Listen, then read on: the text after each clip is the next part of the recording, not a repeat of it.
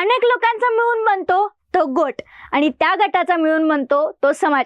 पण सध्या ही अवस्था महाराष्ट्राच्या राजकारणात झाली आहे असं म्हणलं तरी हरकत नाही। म्हणजे अनेक पक्षाचे एकत्र करून जी युती बनते किंवा जो मोठा गट बनतो तो पक्ष आणि त्याचंच राजकारण तेच सत्ताकारण निर्माण होतं।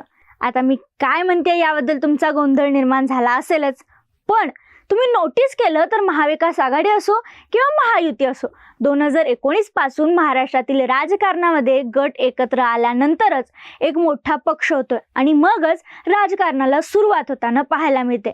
अशात महाराष्ट्रात घडलेल्या अनेक वेगवेगळ्या घडामोडींवर आता जे छोटे छोटे पक्ष होते अर्थात वंचित, MIM, रासप या सगळ्या पक्षांची यंदाच्या लोकसभा निवडणुकीत, विधानसभा निवडणुकीत जी भूमिका आहे ती सगळ्यात महत्त्वाची असणार आहे। त्यामुळे कोणता पक्ष म्हणजेच वंचित, MIM सारखे पक्ष कोणाला साथ देतात किंवा कोणाकडे जातात यावरूनच यंदाचं राजकारण आणि निवडणुकीचा कल असणार आहे। सध्या महाविकास आघाडी सोबत वंचित आलेली आहे। जागा वाटपावरून पुढे काय होतं हे पाहणं महत्त्वाचं असलं तरी दुसरीकडे धनगर समाजाचे महत्त्वाचे नेते आणि धनगर समाजाचा पक्ष म्हणून प्रामुख्याने ओळख आहे तो राष्ट्रीय समाज पक्ष देखील मवियासोबत येण्यासाठी तयार असल्याची अटकळ बांधली जाते।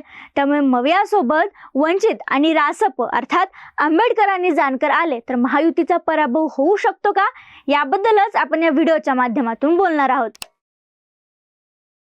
थोडक्यात वंचितचा महाविकास आघाडीमध्ये येण्याचा प्रवास सांगितला तर ठाकरेंनी वंचित सोबत युती केली होती आणि नंतर वंचितची ताकद, 2019 मध्ये झालेला पराभव या सगळ्याचा विचार करता काँग्रेस आणि राष्ट्रवादीने देखील वंचितला महाविकास आघाडीमध्ये घेण्यासाठी हिरवा कंदील दाखवला आणि मग वंचितची महाविकास आघाडीमध्ये एंट्री झाली आहे।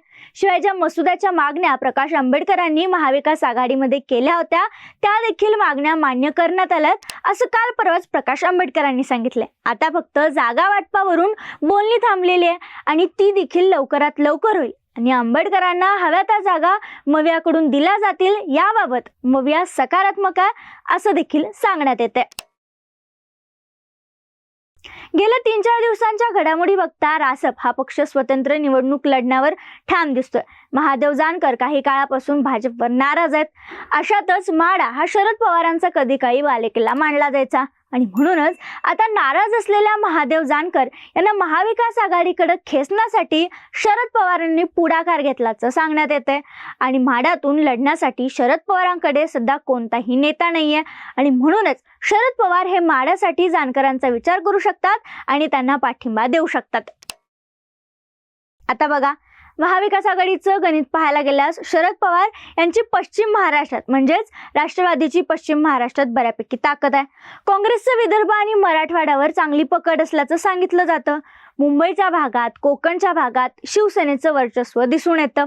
आता पक्षात फूट पडल्यामुळे मतं जरी विभागली गेली किंवा जाणार असली तरी वंचित महाविकास आघाडी सोबत आल्यास वंचितला जाणारी मतं महाविकास आघाडीच्या पारड्यात पडू शकतात आणि हेच गणित महादेव जानकर यांच्याबाबत अर्थात रासप पक्षासोबत देखील लागू होतं। जर जानकर यांनी महाविकास आघाडीमध्ये जाण्याचा विचार केला किंवा शरद पवारांनी त्यांना जर पाठिंबा दिला तर जानकर महाविकास आघाडीसाठी धनगरांची मतं मिळवून ती महाविकास आघाडीला देऊ शकतात।